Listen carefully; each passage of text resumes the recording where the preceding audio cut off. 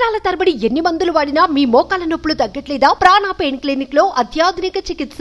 ఆంధ్రప్రదేశ్ లో కొత్త పాలన వచ్చింది. అక్రమ కట్టడాలపై చంద్రబాబు ప్రభుత్వం దృష్టి సారించింది.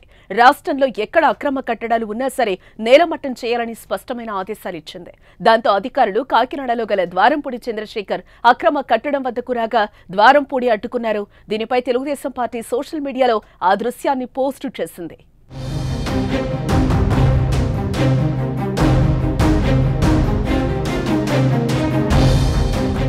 కాకినాడలో వైసీపీ నేత ద్వారంపూడి చంద్రశేఖర్ రెడ్డి రెచ్చిపోయాడంటూ టీడీపీ తన అధికారిక ట్విట్టర్ హ్యాండిల్లో ఓ వీడియో షేర్ చేసింది.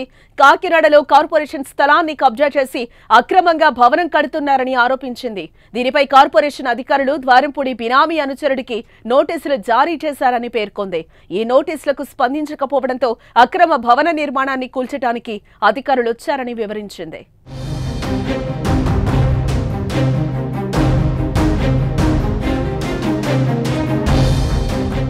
మాజీ ఎమ్మెల్యే ద్వారంపూడి తన అనుచరులతో వచ్చి అధికారులను అడ్డుకునేందుకు ద్వారంపూడి ప్రయత్నించాడని పేర్కొంది. తమ విధులకు అడ్డొస్తున్న ద్వారంపూడిని పోలీసులు ఎత్తి అవతల పడేసి రూల్స్ ప్రకారం అక్రమ కట్టడాన్ని కూల్చేస్తున్నారని టీడీపీ తన ట్వీట్లో పేర్కొంది.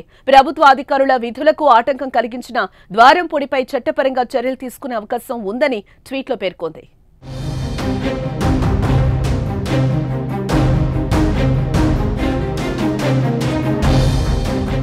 సుమన్ టీవీలో మీ పర్సనల్ అండ్ బిజినెస్ ప్రమోషన్స్ కోసం కింది నెంబర్కి కాంటాక్ట్ చేయండి.